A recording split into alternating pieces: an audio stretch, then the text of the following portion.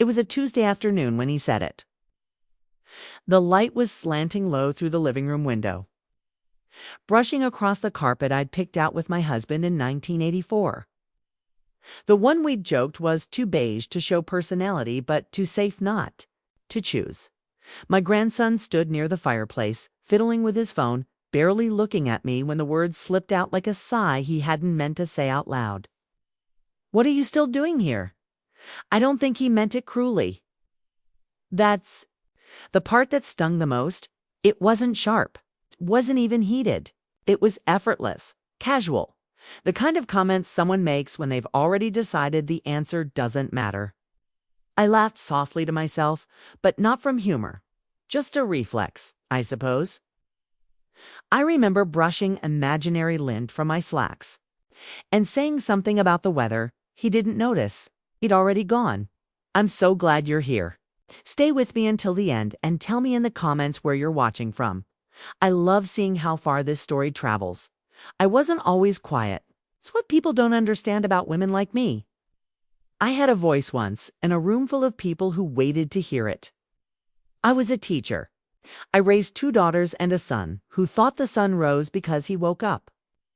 I worked full-time until 62. My husband, Alan, was the kind of man who would warm up my coffee before I even noticed it had cooled. We weren't perfect, but we were. Steady when he died. It was like someone had snapped the middle beam in the house and pretended it didn't matter that the roof sagged. My son said I needed to take it easy. My daughter said I was lucky to have time for myself. They started visiting in shorter intervals and then calling instead of coming. Eventually, even the calls thinned out. My oldest, Diane, suggested I downsize. She said the house was too much, and wouldn't it be lovely to live closer to her? Maybe even move in for a while. Just until I felt more like myself. I told her I still felt like myself.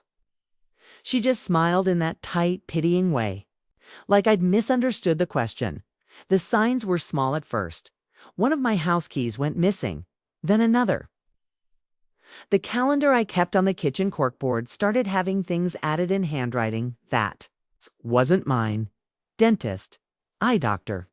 A financial check-in with someone I didn't recall agreeing to. They called it helping. One afternoon, a friend Lenora called, but I missed it. I called back the next day. She sounded distant, almost apologetic. She said she hadn't heard from me in so long. She wasn't sure I'd want to chat anymore. That confused me. I looked at my call log. I had no record of her call. Later, I noticed some of my phone contacts were gone entirely. The thought came slowly, like molasses in cold weather. Someone had changed things, not just little things.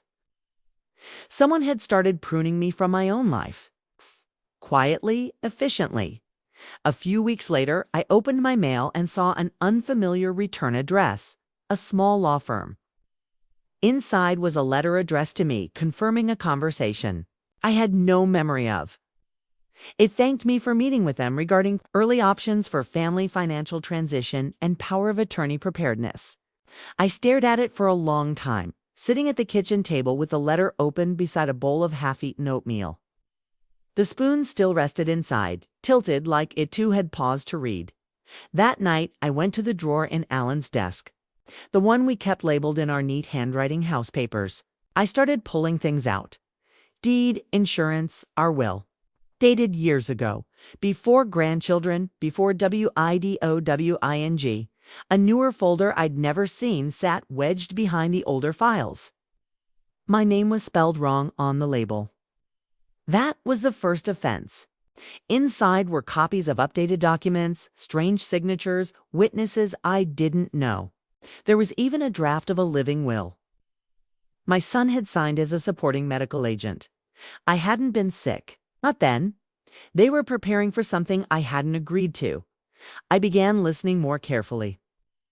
I started writing things down. I kept a notebook in my bathrobe pocket. Notes from overheard phone calls. Names of lawyers. References to her being forgetful and the value of the estate. They were building a case around me, narrating a decline that hadn't yet occurred. One morning, I walked into the kitchen and overheard my daughter-in-law on speakerphone. She was telling someone that we'd be finalizing things by the end of the month. I asked what she meant. She smiled brightly and said it was about a new budget. But I saw her eyes flick toward the folder on the table before she turned it over. That same afternoon, I called the cousin I trusted, Alan's brothers. Granddaughter Rena, she's a sharp, unassuming woman who listens more than she speaks. I asked if she could help me make some appointments. I told her I needed to revise some documents. She didn't ask questions. She just said she'd pick me up Thursday at the lawyer's office. I redid everything. The will, the deed, the medical, authorizations. I moved the house into a private trust, with Rena as trustee. I removed all prior agents. I gave her a sealed envelope for safekeeping, one I labeled with a date and a sentence. If they ask, show this. I didn't scream. I didn't accuse. I simply reappeared in my own life. The first time I gently brought it up to Diane, I said I was reviewing some paperwork and that things were a bit off. She tilted her head and said maybe I was remembering it wrong. She suggested I rest. She made me tea, stirred it slowly, smiled a glassy smile that didn't quite touch her eyes. They didn't expect me to know. They didn't expect me to act. I sent out one invitation, just one, a lunch on the back patio with my grandson, my son, my daughters, and Rena. I made sandwiches. I poured lemonade. I handed out manila envelopes, each containing a copy of the new documents. I told them I had rewritten the ending of my story while I was still capable, still clear, still very much here. My grandson looked confused. My son looked tight-jawed. My daughter started to say something, but I raised my hand and said, calmly, I wasn't asking permission. Rena sat beside me, hands folded, a quiet witness. That night, I slept with the windows open. I left the dishes in the sink. I let the cool air wrap around me like a shawl of my own choosing. The house is still mine. But it won't be theirs. Last week, I took a small trip. It's just me and a rental car. I parked near the ocean and walked barefoot. Along the sand, I felt lighter than I had in years. There is no revenge in this. It's only clarity. My grandson asked what I was still doing here, so I left the estate to his cousin. I'm still here. It's not where they expected. I wasn't born to be quiet. That part of me came later. When I was young, I filled rooms. My laughter, my opinions, my plans. They moved through space like warm air from an open oven. I was the one who made the list for Christmas dinner, who scheduled dentist appointments months in advance, who remembered whose shoes were whose when the kids all left them in a muddled pile by the door. I had 3 children. Diane first, she came early, stubborn from the start. Then Michael, my boy, who held my pinky so tightly when he was a toddler. I used to joke he was trying to keep me from flying away. And then Charlotte, the soft one, who cried if I raised my voice and laughed like she'd invented joy. I poured everything I had into them. I didn't resent it. That's the part they never understood, or maybe just never remembered. I didn't sigh when I stayed up sewing Charlotte's Halloween costume at midnight. I didn't complain when I packed 3 different lunches with handwritten notes so no one would feel left out. I wanted to do it. I loved them with a love that made me sharper. It's quieter, yes, but not small. Alan used to tell me that I had the kind of steadiness people didn't notice until they needed it. He said I was the foundation of our house, and that maybe people don't thank foundations, but nothing stands without one. He had a way of saying things like that, not often, but at the right time, and it stayed in me like a light behind the ribs. He died in 2015. It was cancer, and it was fast. He was gone before I had time to practice being alone. After the funeral, I remember standing in the hallway while the house was full of people, casseroles, murmured condolences, shoes kicked off politely near the rug. I stood in that narrow hallway, looking at the wallpaper we'd hung together, and I felt like a ghost. People walked by me and around me like I was just another coat rack. The kids were busy coordinating thank you cards and flowers. No one noticed I hadn't eaten. It began then, I think. Not the forgetting, but the fading dot. At first, I thought it was just grief. Things were supposed to feel foggy. People are supposed to be distracted when someone dies. But the fog never lifted. Or maybe it did, just not. For them, I stayed blurry in their eyes. Michael offered to help with the finances. He said he didn't want me to be burdened with bills or tax forms. I let him. He had a calm voice. He sat at my desk and sorted envelopes, like he was doing me a kindness. And maybe he was at first thought, but then he started forwarding mail. Little things disappeared, my bank statements, my insurance letters. He said he had it all under control. Charlotte didn't visit much, but she'd text sometimes. Always short, "Hope you're doing okay, Mom. Thinking of you." But when I replied, the responses slowed. Sometimes they didn't come at all. Diane was the one who stepped in physically. She came on weekends, bringing leftovers I didn't ask. For walking through the rooms like she was inspecting a property, she'd open windows without asking. Tell me the living room was too dusty. Rearrange the bottles in the medicine cabinet. One Sunday, she brought over a binder. Stick-cade, it had color-coded tabs and a sticker on the front that said, "Let's make life easier," like it was some cheery project. Inside were brochures for assisted living, pamphlets about estate planning, and a sheet titled "Signs of Cognitive Decline in Seniors." My name wasn't on anything, but the message was written clearly. Between the lines, I remember smiling at her. I remember closing the binder without a sound. I didn't argue. I didn't explain that I still did crossword puzzles in ink. I cooked from scratch most nights. I read more books than she did. That I remembered every birthday, every allergy, every story of their childhoods better than they ever would. They weren't looking for a reason to believe I was well. They were building a story, one where I was the supporting character. A role to be managed, handled, settled. But I didn't say that. I just offered her coffee. I had always imagined growing old differently. I thought there would be laughter. Sunday roasts, maybe a grandchild tugging on my sleeve, asking for stories about the way things used to be. I thought I'd be useful. I thought I'd be known.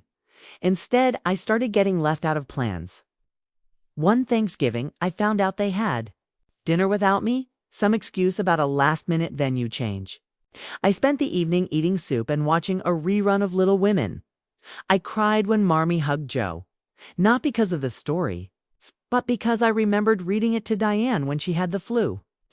She'd asked me to read it in a whisper so her head wouldn't hurt. I did. I always did what they needed. A month later, I got a call from Diane telling me she'd scheduled a doctor's visit for me. Just a check-in. She said routine. I asked her who the doctor was, and she hesitated. Said he was someone new. I said no, gently, and she told me I was being difficult. That word stayed with me for days. Difficult. That single quotes as what they call you when you stop agreeing, when you start noticing, when you begin remembering things. They wish you wouldn't. But I remembered everything. I always had. I used to think that love was a kind of insurance, that if you gave enough, stayed long enough, sacrificed quietly enough, the return would be guaranteed. But love is not an account you get to audit. There is no interest earned. On all the nights you stayed up late mending costumes or soothing fevers, no receipt for the years you gave your body, your sleep, your name. That kind of love doesn't bounce back like a check. It floats away, often without a sound. Until one day you realize you've been standing alone in a room you built, waiting for someone to say thank you, after Diane called me difficult. I sat on the porch swing and listened to the creak of the chain in the evening air. It used to creak like that when Alan would sit beside me, his arm behind my shoulders, his hand cupped around my elbow. He never asked me to move out, never made me feel like a guest in my own home. I remember that porch in pieces, the chipped corner of the brick step where Charlotte once scraped her knee and I kissed the blood away. The slat Alan replaced in 1992 after a storm broke it clean in half. That swing had held so much weight, not just ours, but the invisible weight of years and care and quiet companionship. But now even that space felt unfamiliar. The cushions had been replaced by Diane, she said. The old ones looked tired. She chose a floral print I never would have picked. She always had a way of replacing the things that tethered me, calling it help. I stopped answering her texts after that. She said she was worried about me withdrawing. I wanted to tell her that. Silence wasn't withdrawal, it was defense. The last thing I had control over, I started keeping a journal again. Not the kind for poems or gratitude or things people read aloud at funerals. It's just a plain composition notebook from the corner store.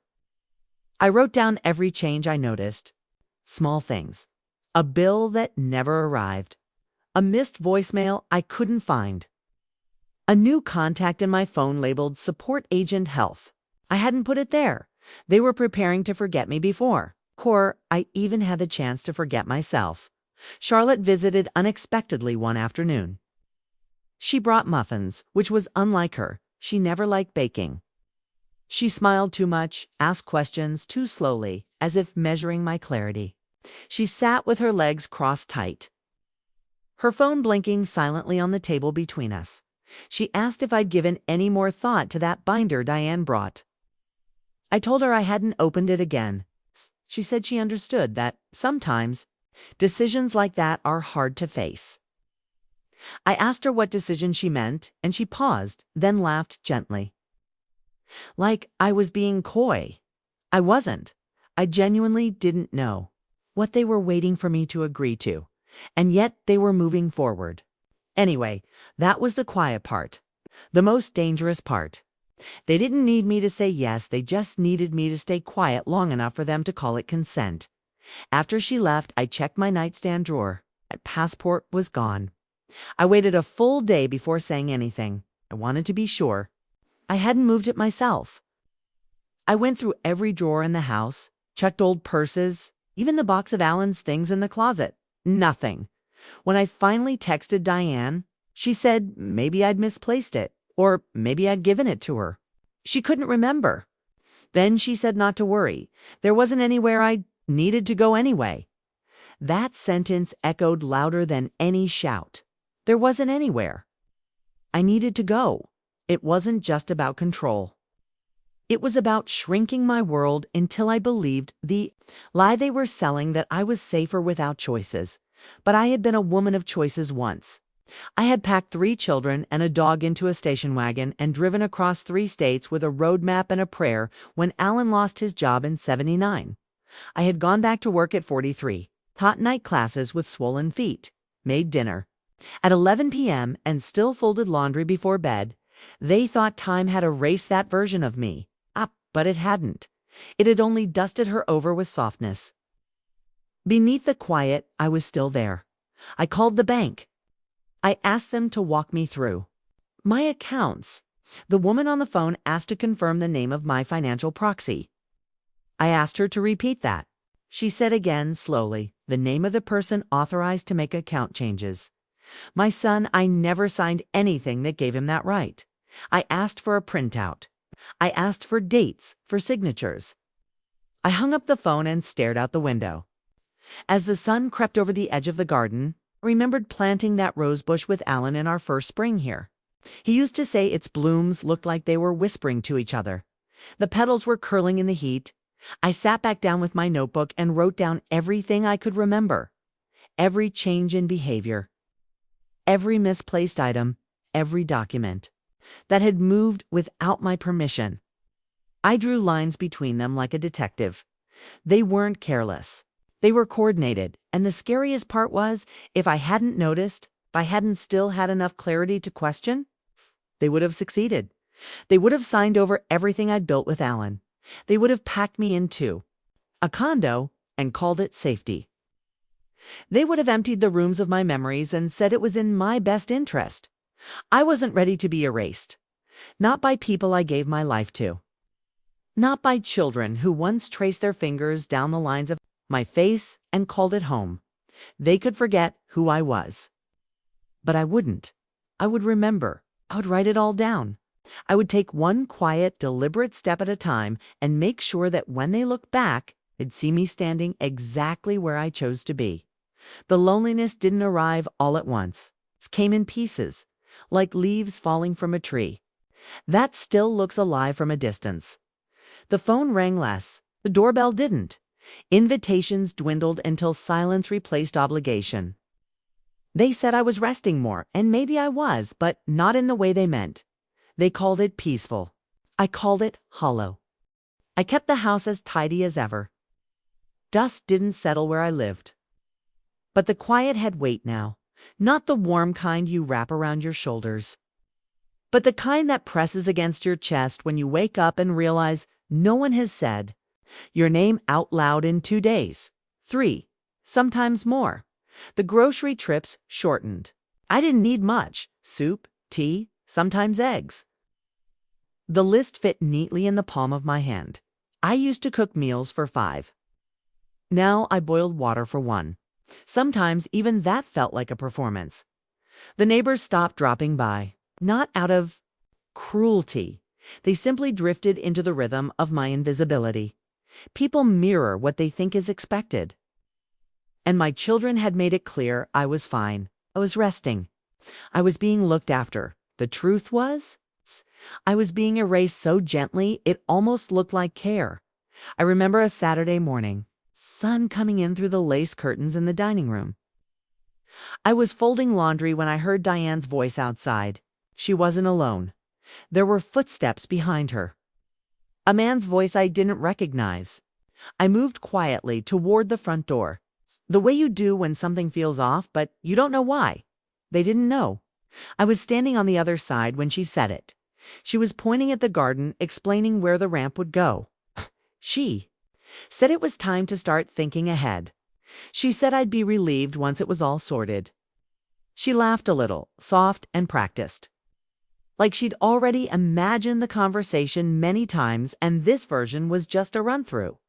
The man said he could draw up the preliminary plans and submit the access. Modifications by early fall. Access modifications. I stood still, hands gripping a towel I hadn't finished folding. A pulse was steady, but the world around me didn't feel like mine. It felt like a story someone else had started writing. 1. I was meant to finish quietly in a room I didn't choose. That night, I checked the medicine cabinet. 2 of the pill bottles had new labels, same medication, but the instructions had changed. I hadn't noticed before. I hadn't thought to check. I wondered how long they'd been assuming I wouldn't notice. How long they'd been organizing their version of my future. One without questions, without resistance. One where I would eventually forget that I ever had a say. I sat in the living room with Alan's old cardigan wrapped around my shoulders. I didn't cry. That surprised me. I just sat watching the light slip across the hardwood, listening to the quiet tick of the wall clock. Time passed the way it always had. But I was no longer waiting for someone to fill the silence. I was watching it carefully now, collecting its shape. I started leaving my voice recorder on the kitchen counter. It's the old one Alan used when he interviewed contractors during renovations. I told Diane I was writing a memoir. She seemed relieved, amused, like I'd finally found a harmless project. But I wasn't writing a memoir. I was gathering proof. I recorded calls. I wrote down what I remembered.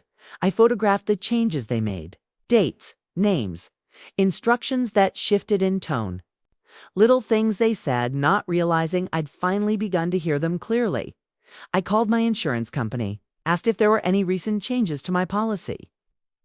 The woman on the line hesitated. She said someone had inquired. Someone authorized. I asked for the date. It was the same week Diane brought over the binder. I called the pharmacy next.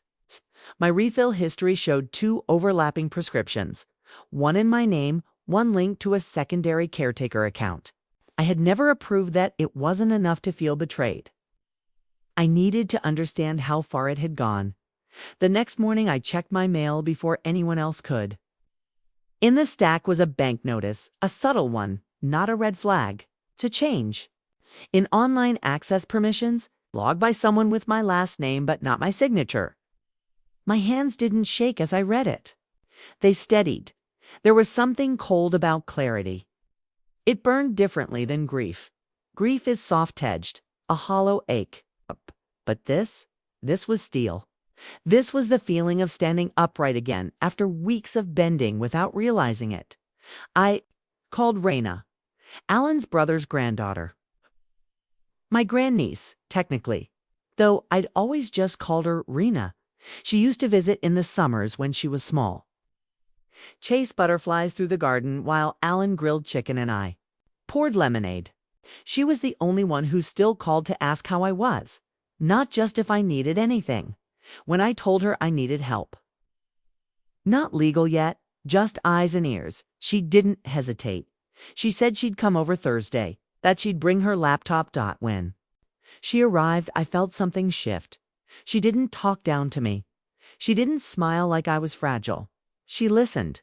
She took notes, scanned the documents I'd collected, opened tabs on her laptop, showed me how to secure my passwords, how to disable remote access on my phone.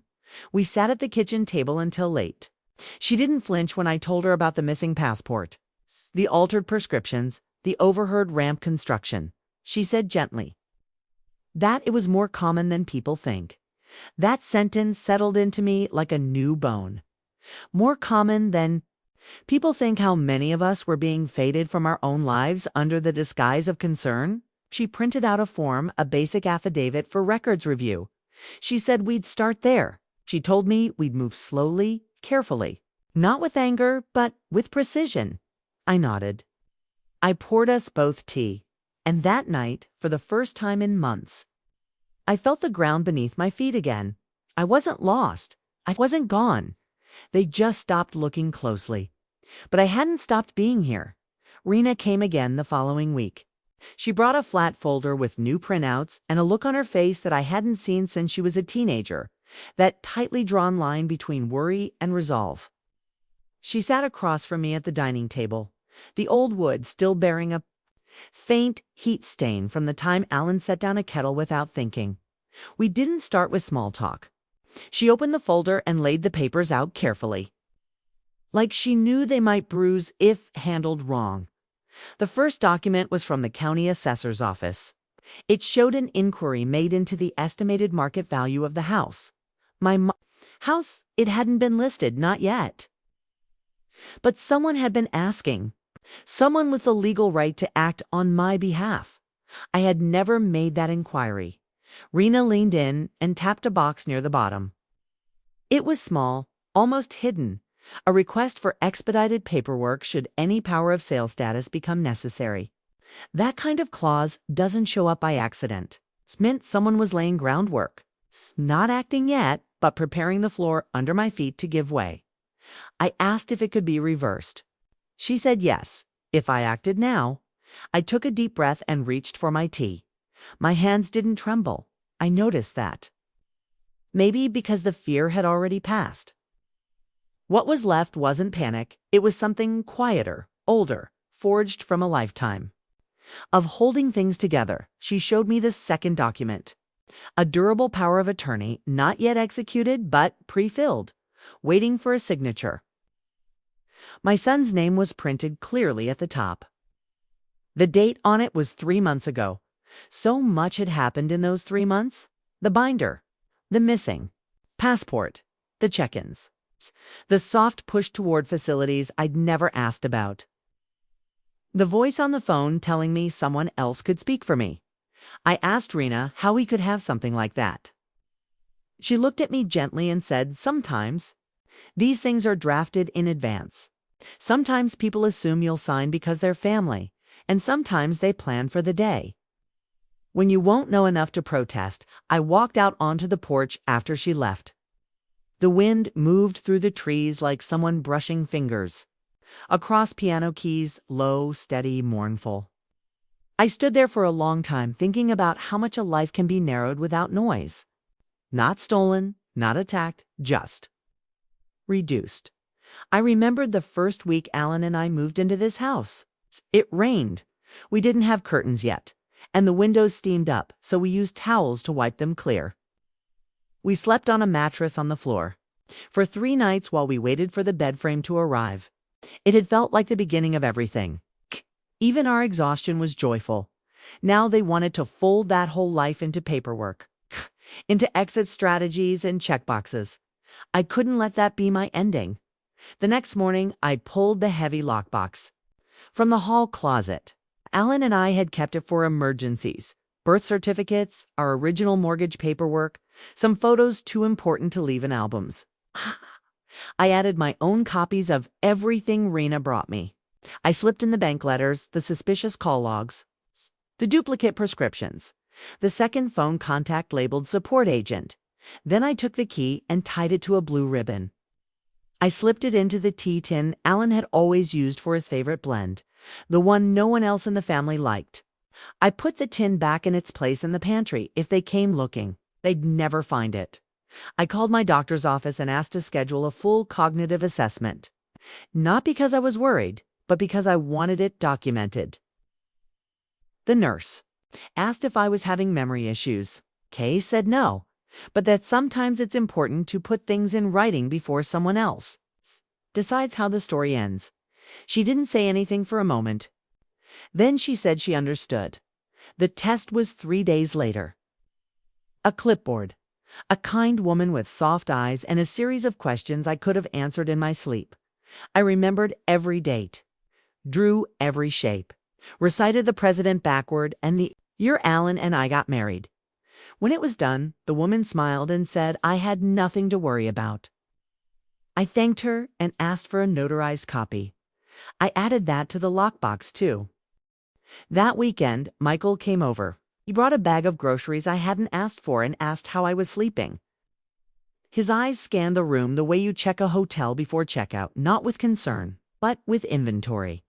I offered him tea. He declined. He said he had a few errands to run but wanted to stop by. He smiled in that overly careful way I'd started to recognize, like he was keeping track of how I moved, how I responded. Like I was a file he'd reviewed too many times and still didn't trust. I sat down and looked him in the eye and told him I'd been thinking of updating my will. His smile faltered, just for a second. He asked if I needed help. I said no. I said I'd already spoken to someone. He asked who. I just sipped my tea and looked out the window. The next morning, I found my phone had reset overnight. All apps logged out. Contacts missing again. I didn't panic. I had backups. Rena had shown me how it was almost funny, the way they kept underestimating me. I'd changed all my passwords. I had physical proof of everything. I was tracking every step. They were still playing the old version of me. The one who waited politely, who didn't question things. That woman was still here, but she'd opened her eyes, and she wasn't going back to sleep the day I found the envelope in the mailbox. I had just finished watering the violets. Kaylin always said I kept them alive, by sheer will. They were tucked against the kitchen window, half in shade, half in sun. Like they couldn't decide whether to bloom or hide. The envelope was plain, no return address. My name written in a hurried, slanted hand. I knew the moment I held it that it hadn't come from anyone official. It was personal and rushed. A message meant to be seen before it could be intercepted. Inside was a single printed page, a copy of an email thread. Subject: Preparing next steps, Mom's estate. From Michael's work account. To Diane CCD to Charlotte. I stood in the hallway reading it while the door hung open behind me, letting in the summer heat and the sound of cicadas humming like a warning. The message wasn't angry. It was practical, efficient. They were discussing me like I was already gone, not dead, just administratively absent.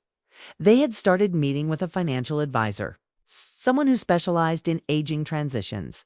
They had estimates for the house, including a forecast for appreciation. There was mention of how the proceeds could be split evenly if Mom's cognitive assessment confirms capacity decline. They'd scheduled a meeting with the advisor. For the following week, the subject line included the word timing. And the last line in the thread, written by Diane, said, "She's still holding on to things, but it won't be long now." I read it again, slowly. It won't be long now. That's what people say about a patient in hospice. That's what people say when someone is too far gone to protest, too tired to fight, too kind to see what's been taken from them. I folded the paper and sat down on the porch step, the concrete still warm under my legs. I stared at the garden for a long time. remembering the sound of Alan's boots crunching down the gravel path. It's the way he'd pause near the gate and call me darlin' when he wanted something, always in that low, teasing voice that meant he loved me. I missed being loved out loud. I'd been disappearing for years in small, polite silences. Now they were just finishing the job, but I was still here, and I had one thing left. They hadn't taken my name. The one on the deed, the account numbers, the documents in the lockbox. They had counted on my silence. But silence isn't absence, it's preparation. That night I called Rena and told her I was ready to move forward. She said she'd already booked the lawyer. We met at a small office above a bakery, the kind of place you wouldn't notice unless you needed it. The walls smelled faintly of cinnamon and toner.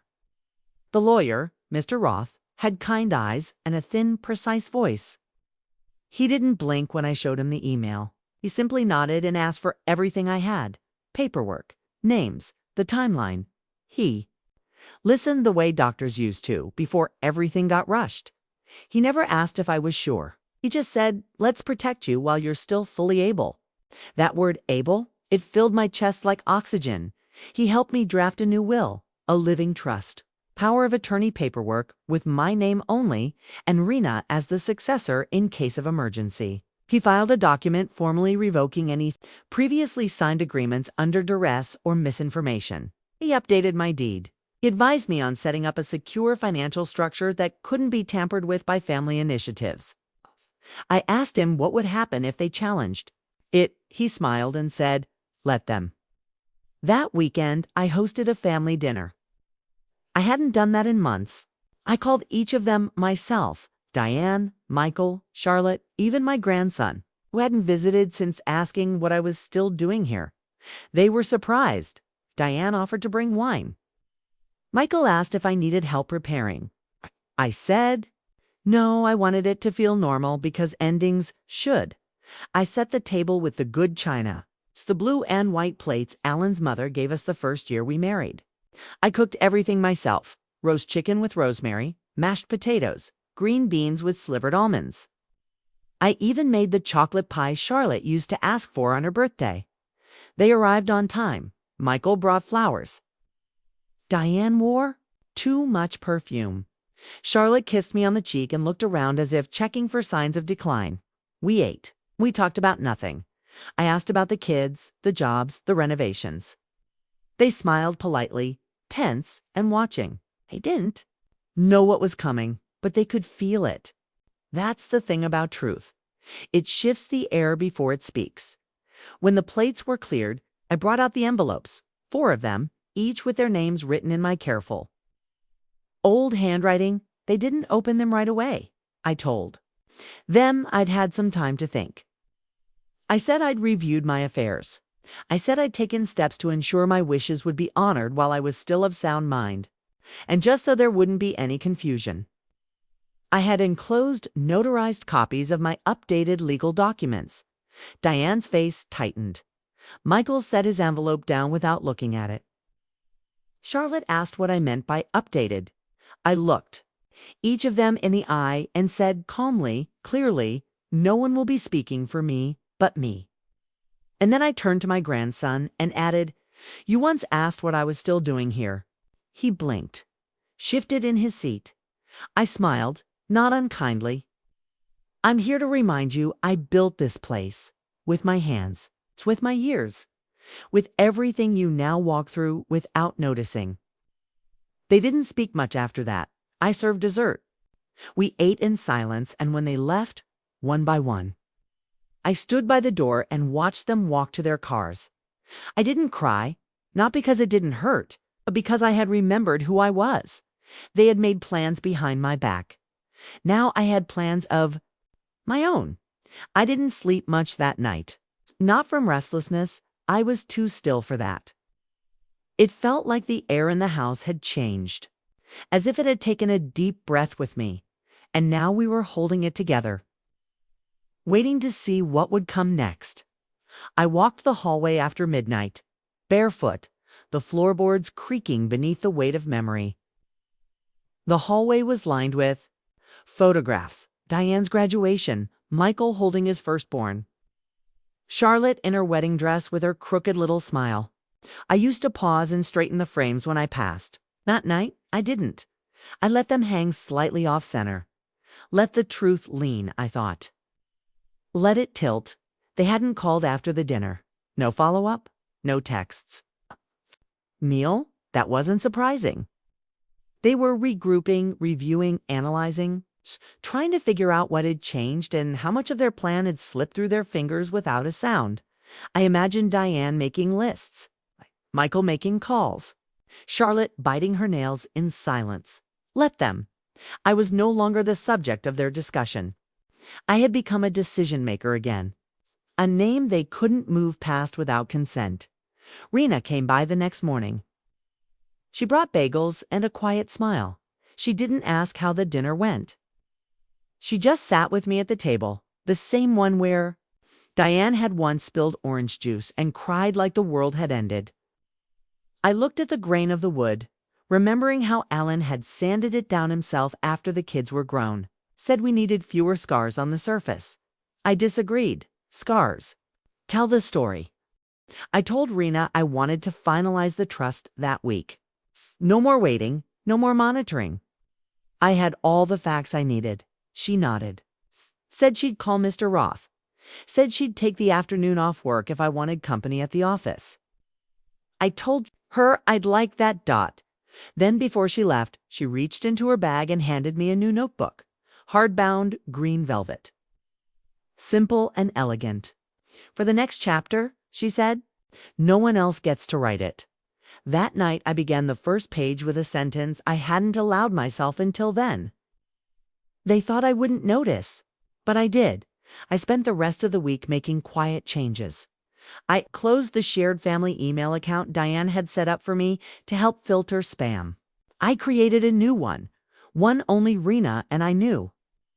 I switched banks. I rerouted my mail to a secure P.O. box. I updated the security system, set custom alerts, changed every password with the help of a small sticky note system only I could follow. I called my doctor and added Rena as the only authorized contact for emergencies. And then I made one final call. To the realtor Alan and I had trusted for decades. I asked for a market estimate. Not for listing, I told her, just for options. She paused, maybe surprised. Then she said she'd get the paperwork together. I hung up the phone and sat with the dial tone humming in my ear. For the first time in a long while, I felt like the house was breathing with me again, not shrinking around me. They hadn't stolen my life. They'd only walked away from the version of it where I was in control. But control wasn't something I gave away so easily. It was something I had learned to hold, even in silence. Rena picked me up Friday morning. We drove to Mr. Roth's office. She wore a navy blazer and held my documents like a woman carrying something sacred. I wore Alan's old watch. Still ticking softly after all these years, we signed everything. I placed my signature at the bottom of each page with steady hands. I named Rena, the successor trustee. I removed my children from every designation.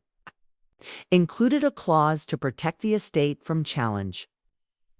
I included a notarized statement of cognitive clarity, time-stamped, signed by my doctor and witnessed by 2 unrelated parties.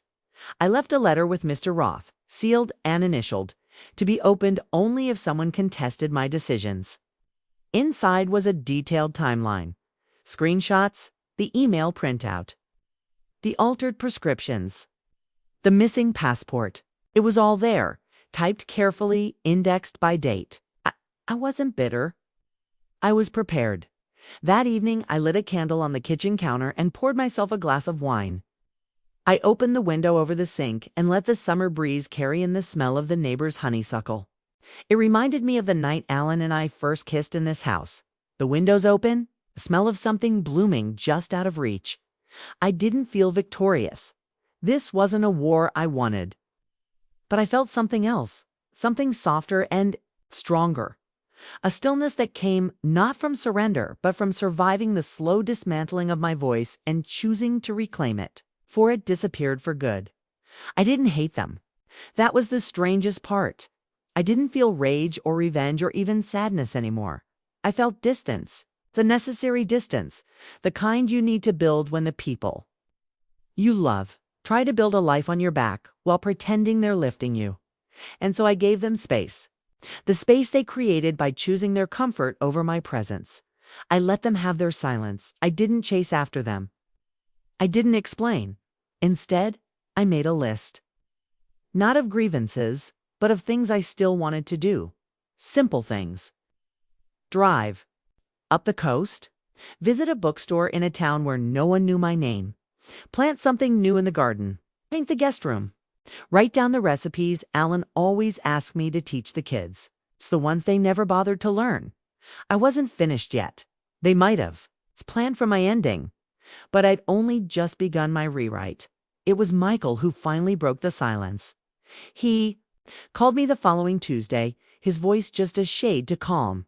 He said he was checking in, that he'd been thinking about me, that maybe we should all sit down again as a family and talk things through.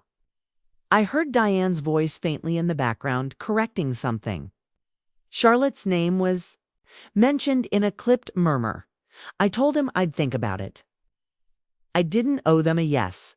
That night, I made soup and sat at the dining room table with the green velvet notebook open beside me. I wrote down everything he said, every pause, every phrase too carefully chosen. And then I turned the page and wrote down something else. They are not sorry for what they did. They are sorry I found out the meeting happened that Friday. Got it? My house, that space was no longer theirs to walk through freely. I chose a neutral place, a quiet meeting room at Mr. Roth's office, with windows overlooking a small garden and a square wooden table that felt both intimate and unshakable. Rena sat beside me, not as a buffer. As a witness, she had no emotion.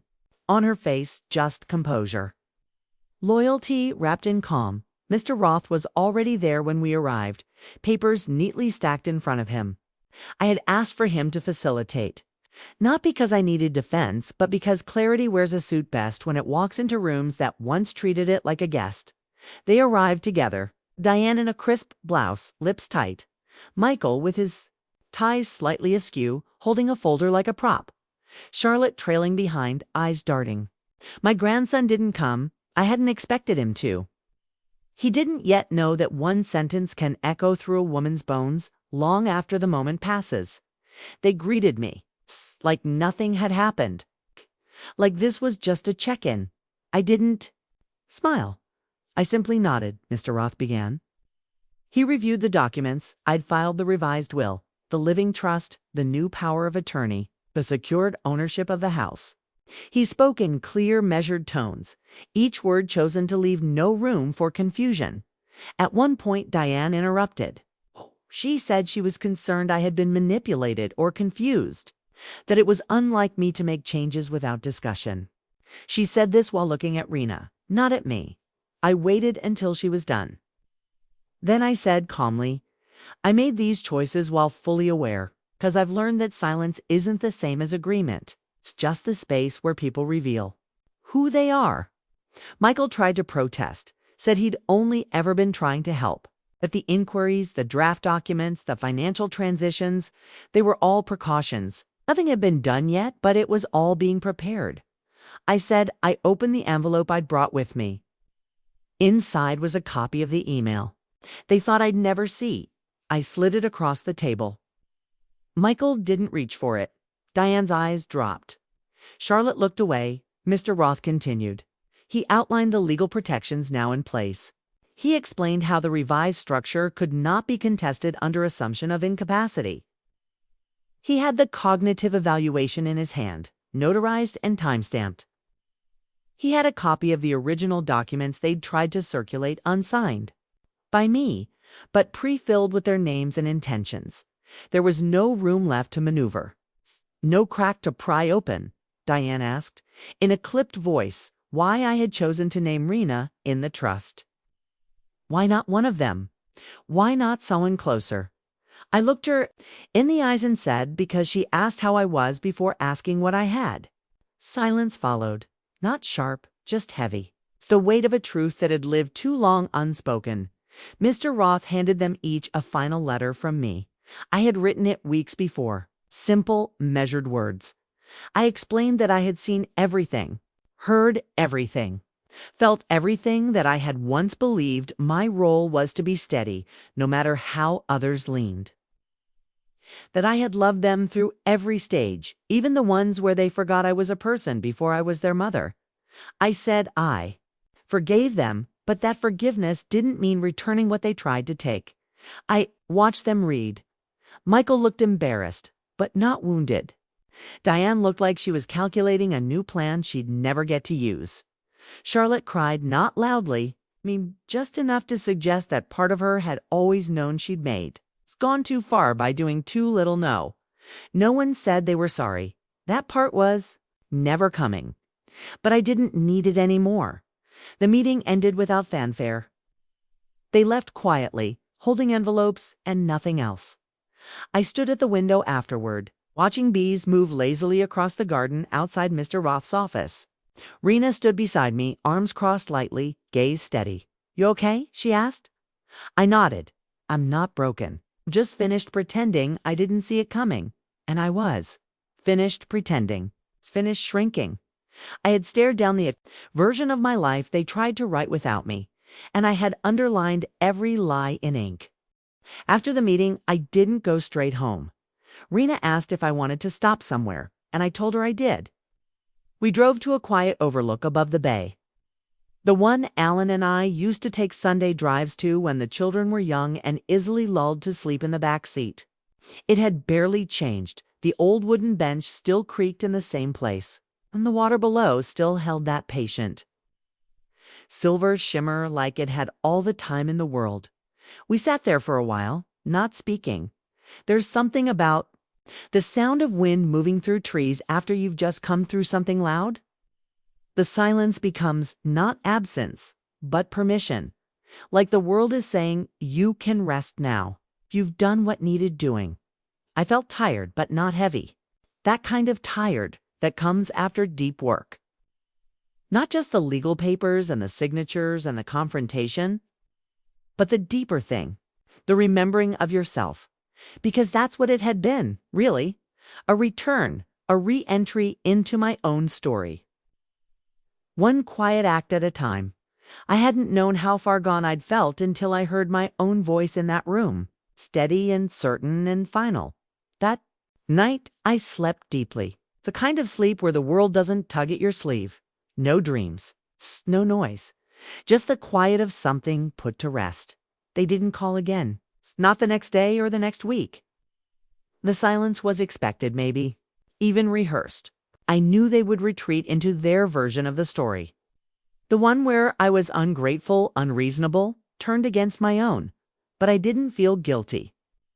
Not anymore, because what they called betrayal was, in truth, resistance, and what they called confusion was clarity they weren't ready for. I spent the following days rearranging drawers, cleaning out cupboards, going through boxes I hadn't opened in years. Not because I was planning to leave right away, but because I wanted to touch my life again. All of it. I found a letter Alan had written me on our 35th anniversary. Tucked inside an old cookbook, slipped between a recipe for chicken marsala and a dog-eared note about lemons as substitutions. His handwriting was always half print, half cursive. Like he'd never quite committed to one path. The letter was short. He said, "If you ever forget who you are, look at what you've built. It will remind you." I held that letter in my lap for a long time. Then I folded it, slipped it into the green velvet notebook, and wrote underneath it, "I'm remembering now, I made small changes to the house. Nothing drastic, just things that made it more mine again." I replaced the porch cushions with ones I actually liked, deep dark green, like the inside of moss. I bought a new kettle, bright red enamel, even though the old one still worked. Fine. I hung wind chimes from the back deck, something I'd always wanted but never gotten around to. It was like opening a window that had been stuck for years. A week later, I called the local garden center and ordered new seedlings. Marigold, lavender, a few pots of trailing rosemary. The delivery boy looked surprised when I told him I'd carry them in myself. I smiled and said I'd been planting things longer than he'd been alive. He laughed, but not unkindly. I liked that after he left, I spent the afternoon in the dirt, hands deep in the soil, knees dusty, smell of earth clinging to my skin, like memory. I hadn't felt that rooted in years. Not since Alan passed. Not since my children stopped looking at me like I was someone with thoughts that mattered. The next morning, I wrote my first real journal entry in the velvet notebook. Not notes, not legal preparation, but just me speaking to myself. I wrote, "This is the season I take back what's mine.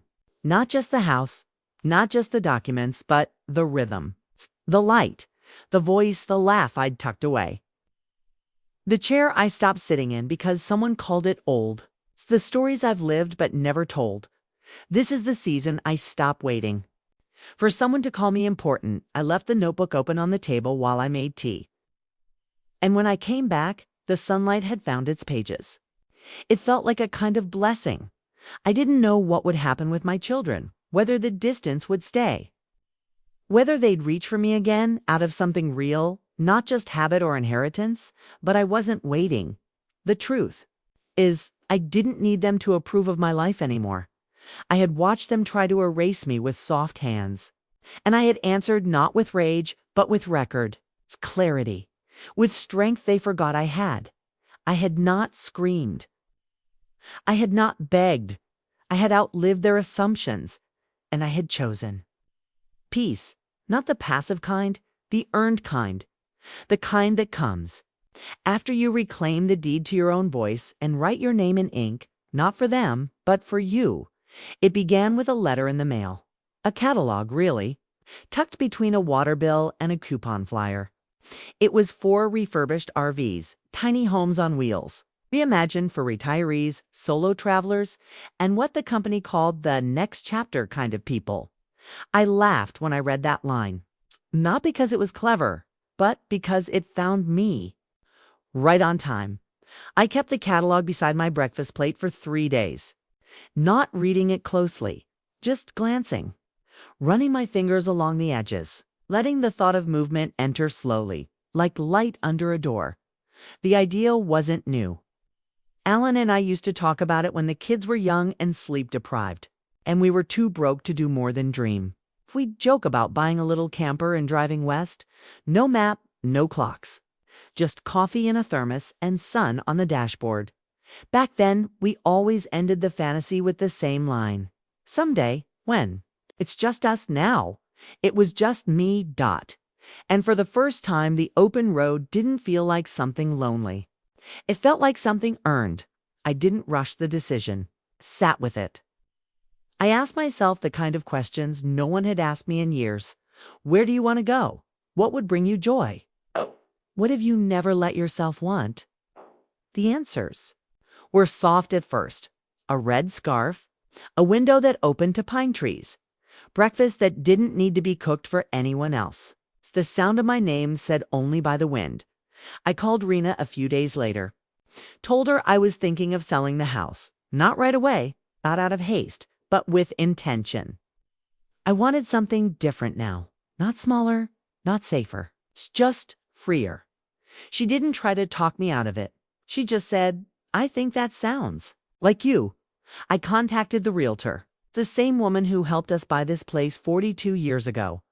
Her hair was silver now, and she moved a bit slower, but her eyes lit up when she stepped through the door. She said the house was full of love. I told her it was full of memory, and that it was time for both to move forward. We priced it fair. I didn't want a bidding war. I didn't want spectacle. I wanted it to go to someone who would sit on the porch swing and not ask who once cried there. Someone who'd cook in the kitchen without knowing which cabinet I always kept the time in. A family who would fill the house with new stories and never realize how close they came to losing me in its quiet corners. The day we listed it, I went room by room with a small box. I didn't take much, just what mattered. Alan's watch, the velvet notebook, the letter he wrote me, a teacup with a tiny crack down one side, the one I reached for every morning without thinking. A photograph of the garden in bloom before anyone suggested it was too much for me to tend alone. I left the rest. I didn't need to carry the weight of proving I had lived there. I knew. I bought the RV the following week. Second-hand model with soft leather seats and a window above the bed. I named it Violet, after the plant that refused to die in my kitchen. No matter how much neglect it survived, packing took less than I expected. Most things I'd already let go of in my heart. The rest, dishes, furniture, photos in dusty frames, I left behind like breadcrumbs for someone else to follow. I didn't tell Diane or Michael or Charlotte. They'd know soon enough. But this wasn't about them anymore. This was about motion. About reclaiming not just my name on paper, but the space I took up in the world. I wasn't disappearing. I was just stepping out of the frame they built for me. The morning I left, I walked through the house one last time, touched the edges of door frames, the banister, the kitchen counter. I whispered thank you into each room, not to the house, but to the version of me who lived here, held it together, loved so hard and quietly she nearly vanished. I parked Violet at the edge of Pays.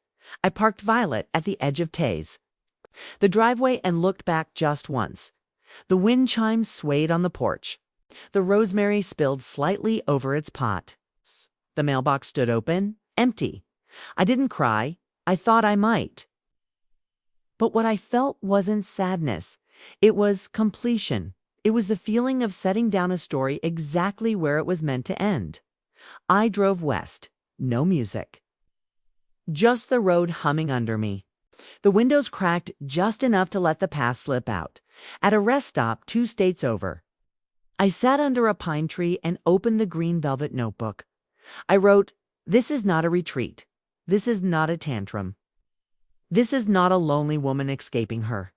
Family. This is a return. A continuation. A life that refused to be filed away in someone else's cabinet. This is me still here, not where they left me, not where they planned for me to stay, but exactly where I chose to be. I didn't know what freedom would sound like until I heard it for myself. It wasn't loud. It didn't come with music or applause. Wasn't the kind of thing that made a scene or asked for acknowledgement. It was quiet, gentle, almost shy. The sound of coffee percolating in a tin kettle just for me. The creak of Violet's door when I opened it at sunrise. The hush of tall grass brushing against the side of the tires as I parked near a meadow I didn't need permission to admire. Freedom. It turns out, sounds like your own breath, slow and steady, unmonitored. Unrequested. I kept my days simple. I'd wake when the light reached my knees through the window above the bed. I'd make toast on the tiny stove, smear it with honey I picked up from a roadside stand in Oregon. I'd drink my tea slowly, sometimes barefoot. Always facing whatever view I'd chosen the night before, a lake, a trailhead, an empty parking. Lot under a sky so wide it made me feel both small and infinite. I didn't keep a schedule. That was the first rule I gave myself. No calendars, no clocks, no one else's timelines, just instinct and weather. Some days I drove only 20 miles.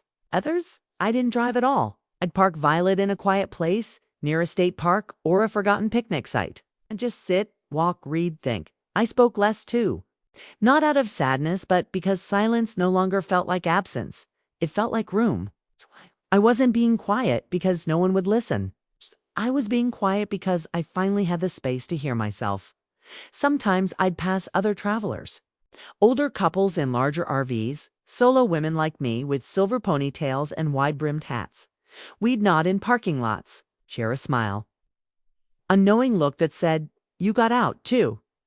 One afternoon in a campground near the edge of a canyon, I met a woman named June. She was 72, wore denim overalls and turquoise rings on every finger. She asked if I wanted to split a bottle of wine, and I said yes. We sat by a fire. And she told me how she left her second husband on a Tuesday because she woke up and didn't recognize her own handwriting anymore. She said when your own voice becomes foreign to you, it's time to leave. I told her about the notebook, the velvet cover, the letters, the house. She didn't gasp or wince. She just nodded. She said, "You did it before they could write your ending." That's power. That night I wrote, "I am not starting over. I am starting with everything they didn't take." In Arizona, I stood in the desert and let the silence settle into my bones. The air was dry, the sun strong, the sand hot beneath my shoes. I looked out across the flat red earth and whispered Alan's name. Just once. I didn't expect an answer. But I wanted the land to know he existed, and that I was still moving forward with him stitched into the lining of everything. There were hard moments. Of course, a cracked pipe under the sink that left me scrubbing for hours. A flat tire outside. A diner where no one stopped to help. A night in Nevada when the wind slammed so hard against Violet's side, I wrapped myself in 2 blankets and stayed awake till dawn, waiting for it to pass. But even in the hard, I felt alive, not comfortable. Not easy, but present. Fully, finally present. I started writing more, not just in the notebook, but in long, winding letters. To no one, to myself. Sometimes I wrote to Alan, sometimes to the children, though I never mailed them. The writing wasn't for reconciliation, it was for remembering. I needed to record who I'd been before the erasure began, because I had been so many things. A mother, a wife, a teacher. A woman who once fixed a broken sink with duct tape and a wooden spoon because the plumber wouldn't come on weekends. A woman who stayed, held on, held space. A woman who finally learned that holding space for others does not mean giving up your own. I visited a town in Northern California where the bookstore smelled like old wood and cinnamon. I stayed 3 days, read 4 books, sat by a river and didn't speak to anyone, and I was happy. Not the kind of happy people put in greeting cards, but the kind that lives deep in the chest, the kind that doesn't ask for witnesses. It's just room. I missed pieces of my old life sometimes. The smell of the porch when it rained. The way Alan's laugh used to bounce around the kitchen. It's a feeling of someone knowing you so well, they could predict your next thought before you spoke it. But I didn't miss the shrinking, the performance, the quiet ache of being tolerated instead of treasured. One night, just outside a national forest, I parked.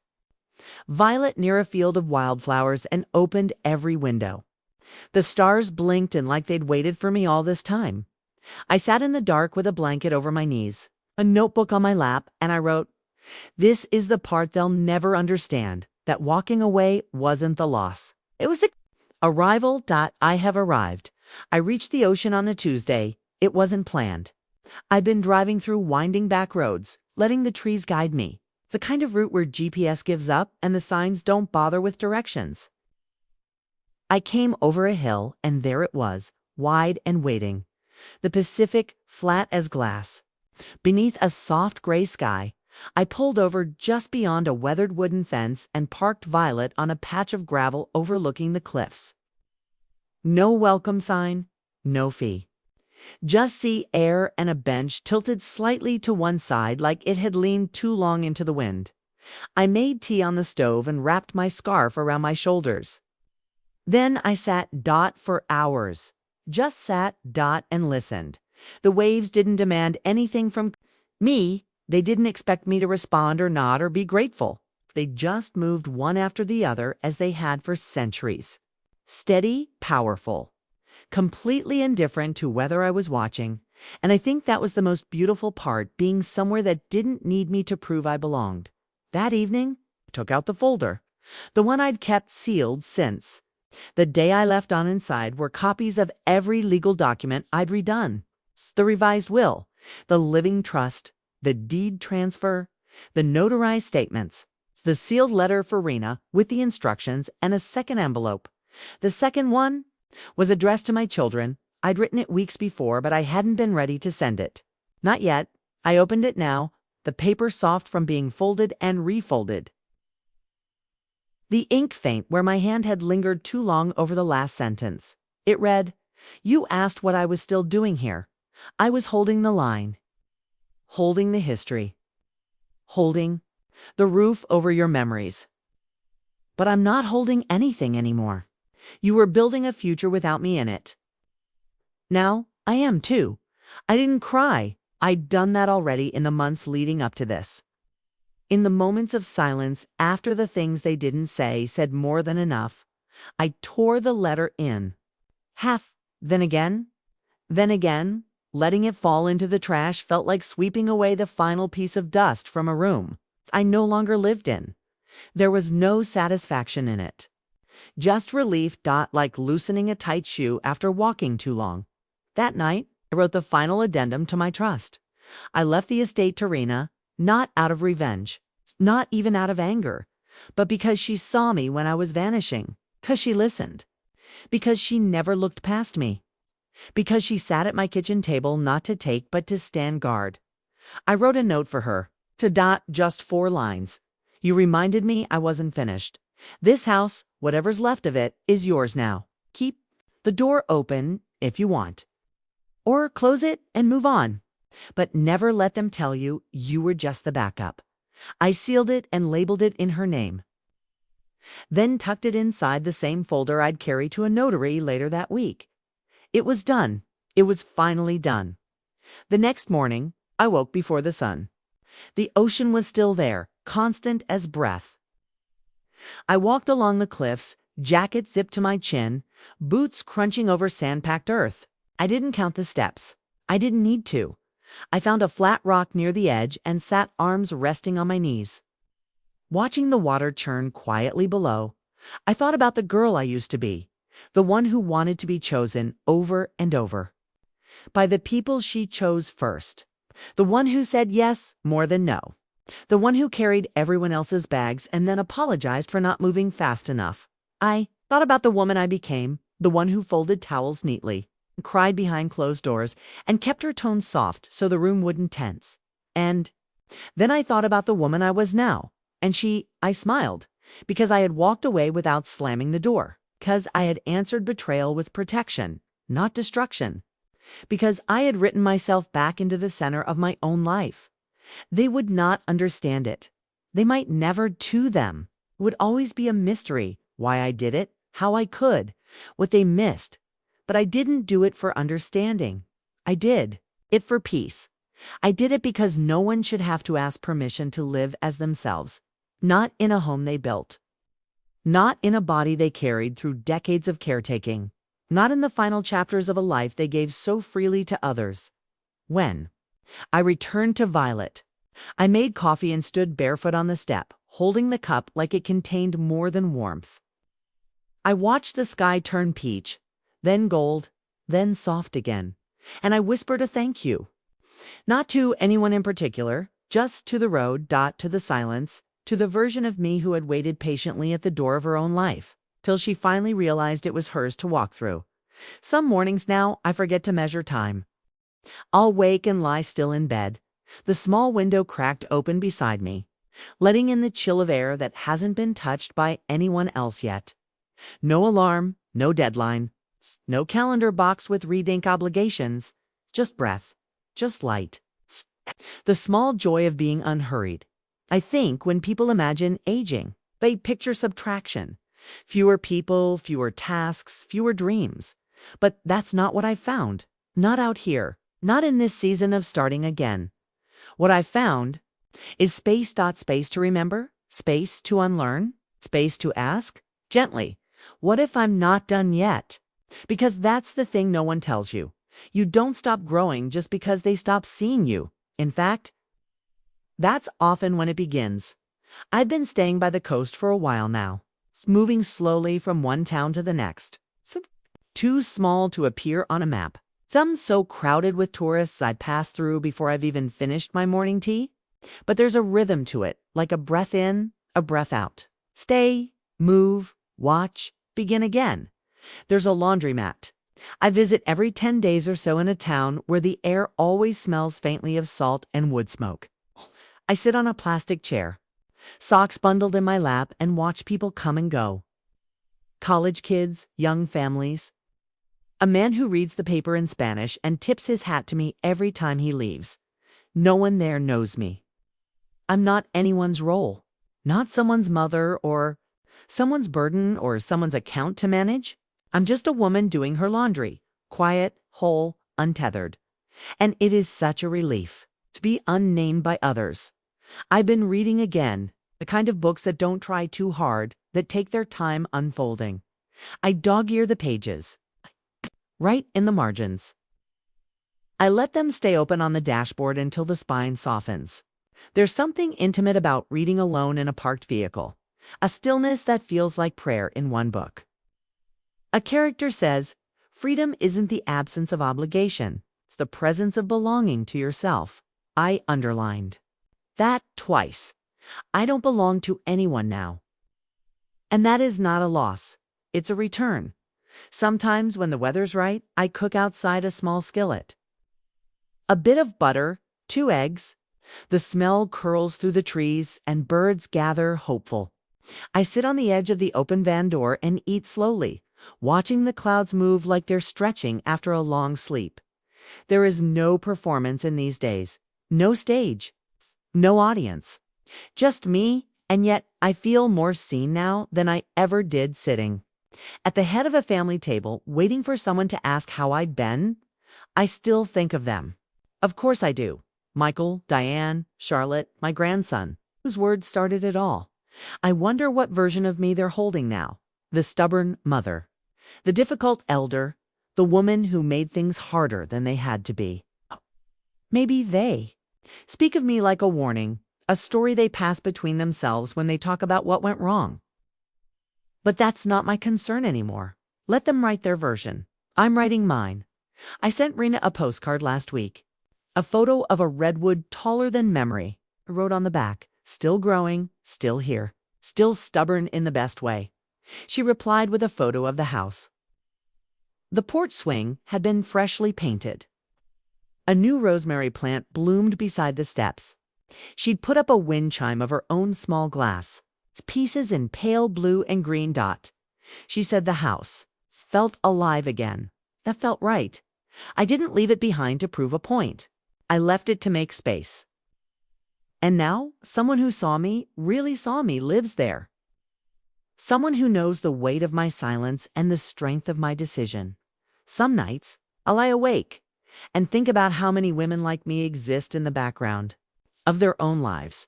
How many wake in houses filled with people and still feel invisible?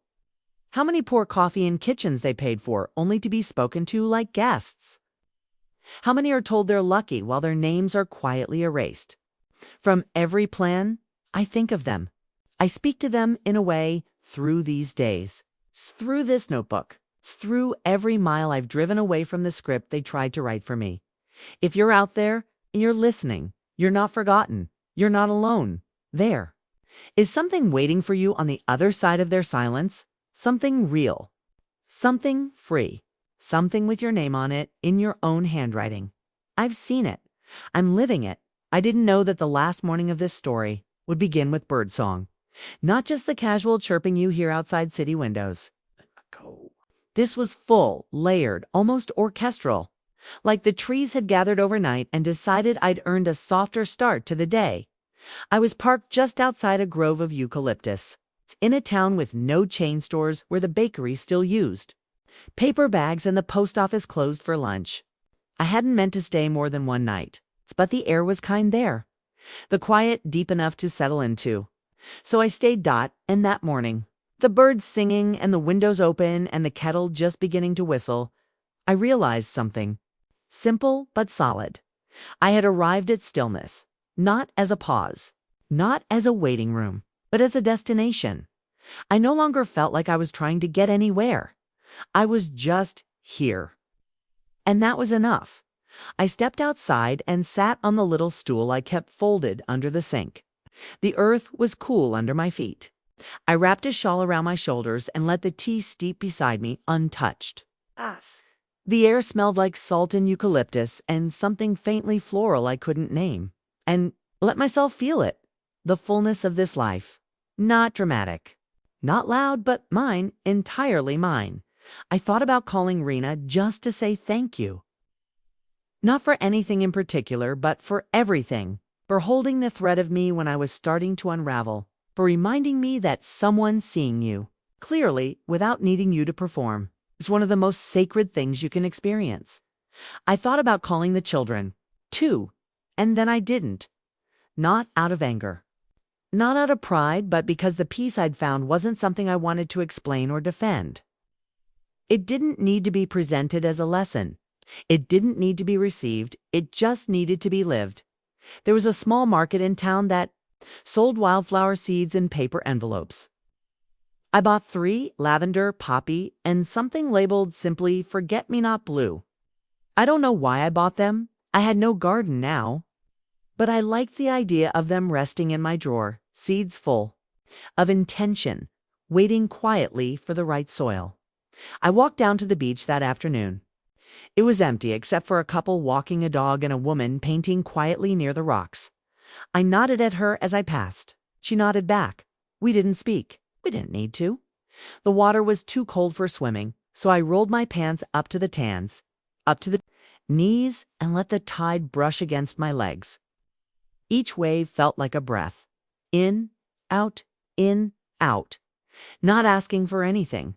Just arriving and leaving with no need to impress, I sat on a driftwood log and opened my notebook, the green velvet one. Nearly full now, the pages had become a mirror. Not just of what had happened, but of what had been rebuilt. Each sentence another brick in the home I carried with me, now not made of wooden windows, but of clarity and choice. I flipped to the very first page. They thought I wouldn't notice. But I did. And then to the last empty one, I paused. Let the ocean settle, let the wind pass, let the moment shape itself. And then slowly, I wrote, I no longer wait for anyone to remember me. I remember myself, and that is enough. When I stood up, the sky was beginning to turn. That soft, golden hour when the world looks like it's holding its breath. I brushed the sand from my legs, tucked the notebook under my arm, Kate, and walked back toward Violet. I didn't rush. You don't rush when you know where you are. Back in the van, I poured the last of the tea and held it in both hands, letting the warmth settle into my skin. I thought about Alan for just a moment. The way he'd tucked the blanket around my feet when I fell asleep on the couch. The way he never once made me feel like I had to earn my place. I whispered a thank you. Then I whispered one to myself. For surviving. For seeing it. For staying long enough to return to myself. There were no grand lessons. No perfect endings. No ribbon to tie it all up. Just a woman parked by the ocean, drinking tea and knowing, at last, that she was not too late. To be hers again, no one gets to decide when your story ends. They can take your name off the mail. They can change the locks. They can sign forms and whisper plans and call it help. But they cannot erase your knowing. They cannot touch your spirit. When you decide to lift it back into your own hands, and when they ask what you're still doing, here you smile and you live. Because peace isn't something they give you. It's something you build in the quiet, when no one is watching, and it's yours forever.